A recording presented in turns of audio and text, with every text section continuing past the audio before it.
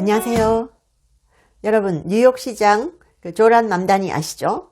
무슬림이고 자기 자신을 사회주의자라고 부르는 사람이죠. 자, 이 사람이 당선될 때 뭐를 했습니까? 주요 공약으로 내세운 게 최저임금을 시간당 $30로 올리는 방안을 지지한다, 이렇게 밝혔었죠. 그리고 무료 버스, 무료 보육, 무료 공약을 엄청나게 냈었죠. 그리고 뉴욕시가 운영하는 식료품점을 가지겠다. 그렇게 되면 식료품 다 사라지는 거죠. 그건 이미 베네수엘라나 옛날 소련에서 다 실패했던 방식이죠. 물건이 다 사라집니다. 그리고 그 물건들은 블랙마켓으로 가죠. 자, 그런 공약을 내세웠던 맘다니가요. 자, 뉴욕에서 지금 희한한 일이 벌어지고 있는데 저 이거 보고 진짜 너무 놀랐어요. 알바생 연봉이 9천만 원 된답니다. 알바생 연봉 9천만 원. 파격 인상안이 나온 겁니다. 뉴욕시 의회에서 최저임금을 시간당 $30, 45,000원입니다. 1시간에 45,000원 인상하는 법안이 발의됐는데요. 와, 뉴욕시의 민주당 성향시 의원들이 시간당 최저임금을 45,000원으로 하는 법안을 제출했다라고 합니다. 자, 진짜 기가 막히는 거죠. 법안이 통과될 경우 뉴욕의 최저임금은 미국 도시와 주 가운데 가장 높은 수준이 될 전망입니다. 현재 미국에서 최저임금이 가장 높은 곳은 시애틀입니다. 시간당 $21입니다. 자, 고물가로 생활비 부담이 큰 뉴욕시에서 이런 법안이 나오니까 노동계 그리고 저임금 근로자들은 지지하고 있대요. 그런데 소규모 사업자들은 반발하고 있습니다. 인건비가 급격히 늘어날 경우 경영을 할 수가 없다는 거죠. 뉴욕에서는 최저임금 결정 권한이 주정부에 있습니다. 시장의 권한이 막강합니다. 자, 그러면 알바생 45,000원 시급으로 한다면요, 연봉이 거의 9천만 원 된답니다. 9천만 원.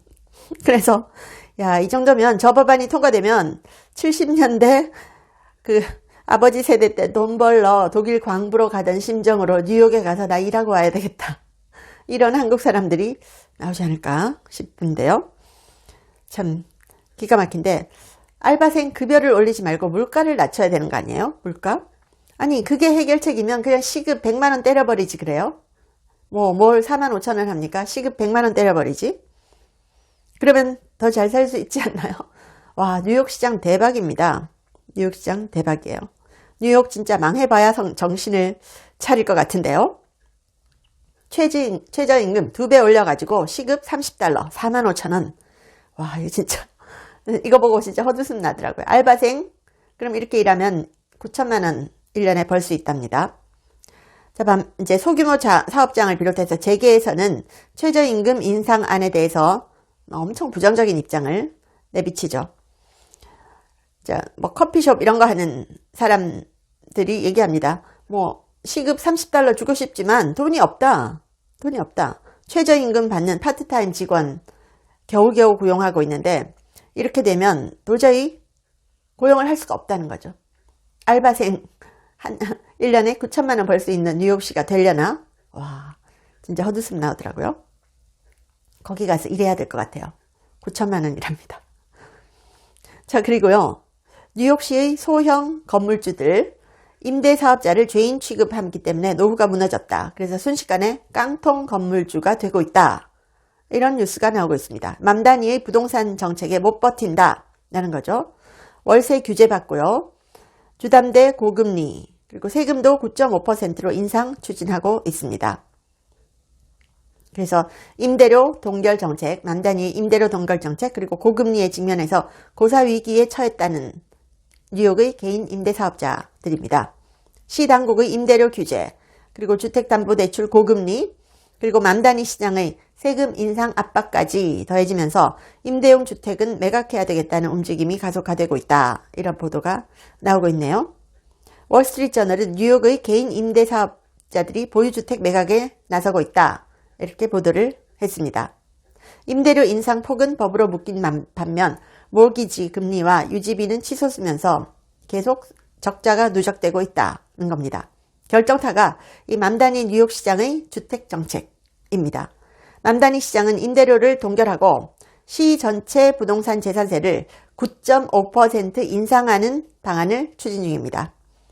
사회주의자를 자처하는 맘다니 시장은 지난해에 임대료 동결 그리고 공짜로 버스 타게 하겠다. 무료 버스 도입을 공약하면서 유권자들의 지지를 얻어서 뉴욕 시장에 당선된 거죠.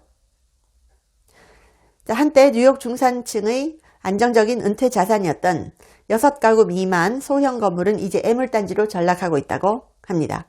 임대인들은 대출 상환조차 어려운 깡통 건물이 속출하고 있다고 합니다. 은행들조차 부실 자산을 떠안기 싫어서 압류를 미루고 있다. 이런 보도가 나옵니다. 그래서 개인 임대사업자들이 떠난 자리는 거대 부동산 투자신탁회사 그리고 기업형 임대회사들이 빠르게 대체하고 있다라는 겁니다. 현재 뉴욕시 다가구 주택의 90% 이상을 기업이 소유하고 있대요. 개인 소유 비중은 9.8%에 불과하다라고 합니다. 그리고 맘다니가 뉴욕의 상속세율을 16%에서 50%로 올리겠다 이렇게 발표했습니다. 그리고 면제 한도는 15억 원에서 11억 원으로 낮추겠다라고 했어요. 뉴욕주의 현재 상속세 최고 세율이 16%입니다. 이걸 50%로 올리겠다는 겁니다. 상속세 면제 한도를 15억 원 105억 원에서 11억 원으로 낮추겠다라는 겁니다. 105억 원에서 11억 원으로 낮춘다. 90% 가까이 낮춘다라는 거죠. 그러니까 면제 한도를 낮춘다는 거는 면제 조금만 해주고 상속세를 많이 걷겠다 이 소리죠. 블룸버그 통신이 보도를 했습니다. 그래서 맘다니가 상속세 최고 세율을 16%에서 50%로 올리는 이런 방안을 뉴욕주 의회 의원들에게 전달했다랍니다. 라고 합니다. 뉴욕주는 미국 연방 상속세와는 별도로 주 차원에서도 상속세를 부과하는 10개 주 가운데 하나입니다. 만약 맘다니 시장의 뜻대로 법제화가 된다면 뉴욕주의 상속세 면제 한도는 미국에서 가장 낮은 수준이 됩니다. 맘다니 시장은 인도계 무슬림이죠. 30대입니다. 그래서 작년 11월 4일에 뉴욕 시장에 당선됐죠. 뉴욕주 의원이었던 맘다니 시장은 애초에 무명에 가까운 인물이었습니다. 정치 신인이었죠. 그런데 이런 그냥 무상급식, 무상버스, 무상보육 이런 공약 내놓으면서 돌풍을 불러일으켰죠. 부자들에게 증세하겠다. 임대료 동결하겠다. 이런 것 때문에 이런 공약 내걸었죠. 그래서 당선됐는데 트럼프 대통령은 맘다니를 미치광이 공산주의자, 루나틱, 커뮤니스트 이렇게 부릅니다. 그리고 맘다니가 또 뭘 한지 아세요? 성소수자 지원 조직을 신설했습니다. 이게 뉴욕시 역사상 처음이랍니다. 시장 직속기구로 LGBTQIA 플러스 사무국을 신설했대요. LGBTQIA 플러스.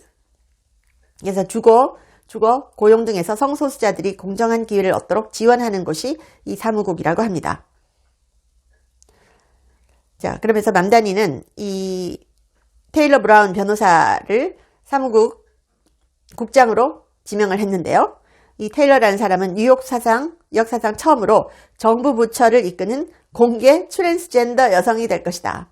이 사람은 트랜스젠더 여성이에요. 이 사람이 LGBTQIA 플러스 사무국 국장이 된다는 거예요. 자, LGBTQ는 많이 알죠? L은 레즈비언, G는 게이, B는 양성애자, T는 트랜스젠더, LGBT가 흔히 써 있는데요. 여기에 Q는 뭐냐? 퀴어죠. 전통적인 성적 지향이나 정체성을 따르지 않는 사람, 퀴어라고 하고요. 그 다음에 Q, 또 다른 뜻도 있죠. 자신의 성 정체성을 탐색 중, questioning이라는 의미가 됐고요. I라는 것은 남성이나 여성이라는 성별 이분법에 부합하지 않는 간성, 인터섹스를 의미합니다. A는 또 뭐냐? 끝에 붙는 A는 타인에게 성적 끌림이나 낭만적 매력을 느끼지 않는 무성애자, asexual aromantic을 뜻한다고 합니다. 그래서 LGBTQIA 플러스가 된 겁니다. 그리고 플러스는 뭐냐? 이런 범주에도 포함되지 않는 모든 성적 지향과 정체성을 아우르는 기호입니다. 자, 트럼프 행정부의 기조와는 완전히 반대죠. 트럼프 대통령은 계속 얘기했죠. 하나님이 인간에 준 성별은 2개밖에 없다. 남자, 여자. 나머지는 다 BS, 불시시다 라고 했죠. 그리고 거의 멘탈리 일까지 얘기했죠. 정신적으로 문제가 있는 사람들이다까지 얘기를 했습니다. 성별은 두 개밖에 없다. 남자, 여자. 그런데 바이든 때는 미국 여권에 제3의 성별 X라는 것도 허용을 했잖아요.